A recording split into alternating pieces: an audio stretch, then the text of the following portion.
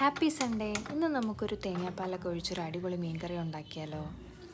അതിനായിട്ട് ആദ്യം ചട്ടി വെച്ച് ചട്ടി ചൂടാകുമ്പോൾ വെളിച്ചെണ്ണ ഒഴിക്കുക. അതിനുശേഷം ഉലുവ ഇട്ടിട്ട് ഉലുവ പൊട്ടിക്കുക. ഉലുവ പൊട്ടി വരുമ്പോൾ നമ്മളതിലേക്ക് സവാള, ഇഞ്ചി, വെളുത്തുള്ളി എല്ലാം ചേർത്തിട്ട് നല്ലോണം വഴറ്റിയെടുക്കണം. നല്ലോണം വഴറ്റിയെടുക്കാനായിട്ട് കുറച്ച് ഉപ്പും കൂടെ ഇട്ടാൽ വേഗത്തിൽ വഴണ്ട് കിട്ടും.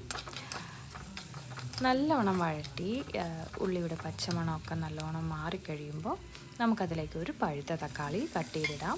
ഇനിയിപ്പം 1/2 കിലോ മീന് വേണ്ടിയിട്ടാണ്. അപ്പോൾ ഞാൻ ഒരു സവാളയും ഒരു തക്കാളിയുമാണ് എടുത്തിരിക്കുന്നത്, 2 പച്ചമുളകും.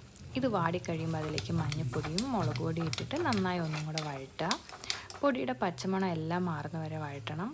എണ്ണ തെളിഞ്ഞ് കഴിയുമ്പോൾ നമ്മൾ കുറച്ച് കുടംപുളി അതിലേക്ക് ഇടുക. ആവശ്യത്തിന് പുളിയുള്ള രീതിയിൽ കുടംപുളി ഇട്ടിട്ട് നമ്മൾ തേങ്ങയുടെ 2ാം പാലാണ് ഒഴിച്ചു കൊടുക്കുന്നത്.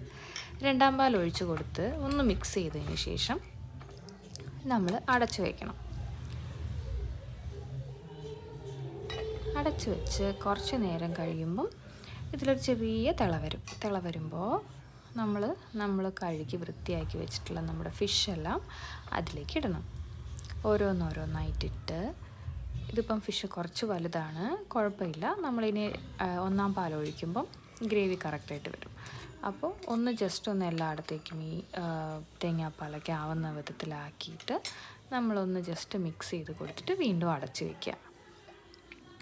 കുറച്ച് കഴിയുമ്പോൾ ചെറിയ തിള വരുമ്പോൾ ഒന്ന് തുറന്നിട്ട് നമ്മൾ പിന്നെ സ്പൂൺ വെച്ചിട്ട് ഇളക്കരുത്. നമ്മൾ ചട്ടി ഒന്ന് ചെറുതായി ചുറ്റിച്ച് കൊടുത്തതിന് ശേഷം വീണ്ടും അടച്ച് വയ്ക്കുക. നന്നായി തിള വന്ന് കഴിയുമ്പോൾ നമ്മൾ എടുത്തു വെച്ചിട്ടുള്ള 1ാം പാൽ, നല്ല കട്ടിക്കുള്ള 1ാം പാൽ ഇതിലേക്ക് ഒഴിക്കുക.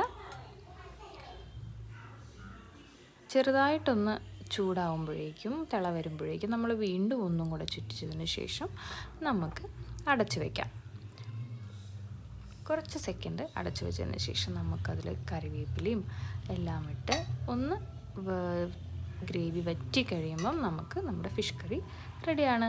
ഈ ഫിഷ് കറിക്ക് ഒരു പേര് നിങ്ങളൊന്ന് സജസ്റ്റ് ചെയ്യണേ.